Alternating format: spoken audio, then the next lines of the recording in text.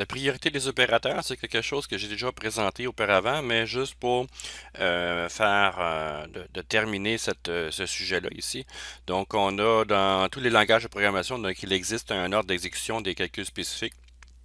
C'est souvent tout le temps les mêmes.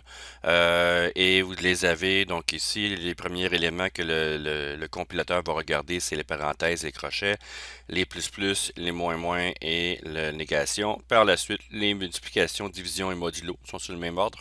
Le plus et le moins vont arriver par après, les plus grands, plus petits, égal, ainsi de suite. La notion d'égalité ou est différent de. Le et logique, le ou logique, et vous avez aussi une notion d'incrémentation qui sont ici et la virgule par la fin. Donc ça, c'est les notions de priorité d'opération. Et si jamais vous avez les mêmes priorités, par exemple, je vais faire une multiplication, une division sur la même ligne, bien ce qu'il va faire ici, ben c'est vu que c'est la même notion, ben il va regarder de gauche à droite. Donc si c'est la multiplication qui est la plus à gauche, évidemment, c'est ce qu'il va prendre. Et si c'est la division, donc ça va être un peu différent. Donc c'est la notion on peut voir directement ici.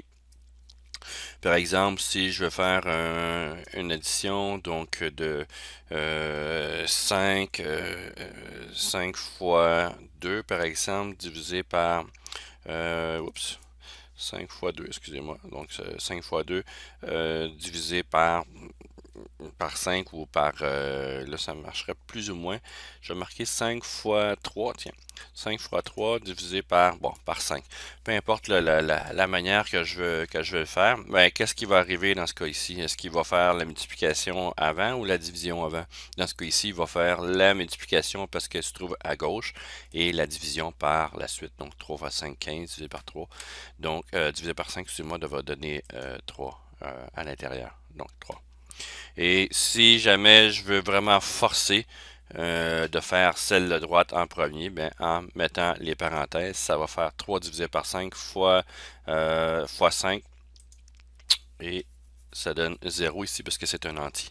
Donc, il va le convertir ici. Il va le laisser en entier, évidemment, cette notion-là. Donc, il faudrait que je le mette 3 divisé par 5 va donner une fraction. Et fois 5, ben, c'est sûrement pas quelque chose qui va monter plus haut. Donc, dans ce cas-ci, je préfère 5 fois 5. Disons que je fais 5 divisé par 5. 10 divisé par 5, excusez-moi, fois 5. Donc, ça devrait être pas mal plus intéressant à faire. Donc, 10 divisé par 5, c'est 2. 2 fois 5, 10, et voilà. Donc, j'ai fait faire sa partie de droite avant. Évidemment, si j'ai des notions de plus, par exemple 5 plus 10 divisé par 5, lequel qui va faire en premier, c'est la division par 5 et plus, donc ça devrait donner le 7 ici. Donc, c'est faire attention avec la priorité des opérations. Ça peut vous faire des bugs ou faire un problème à l'intérieur de votre logiciel que vous avez créé, votre programme que vous allez créer. Donc, ça, c'est cette partie-ci. Donc, il y a des exemples que j'ai mis aussi à l'intérieur de ça. Donc, il y a l'intéger A, B, C, D. Donc, A est égal à 5, B est égal à 10, C est égal à 3. Donc, si on fait cette partie-ci, D est égal à A plus B fois C. Donc, le compilateur, ce qu'il va faire, il va faire la multiplication avant. Donc, B fois C, donc 3 fois 10, 30. Et il va rajouter le A. Donc, il va faire 35. Si la dernière ligne ressemble à ceci, donc autrement dit, on remplace cette ligne-là par celle-ci ici. Vu que c'est les mêmes priorités d'opération, il va commencer de la gauche, donc C fois B. C fois B, donc 30 encore une fois. Et il va diviser par 3, donc va donner 10. Si la dernière ligne est égale à ceci, donc même si la priorité est à la multiplication, vu qu'il y a des parenthèses, il va faire cette priorité-là, donc A plus B. Donc A plus B, ça va donner 15 fois 3, donc va donner 45.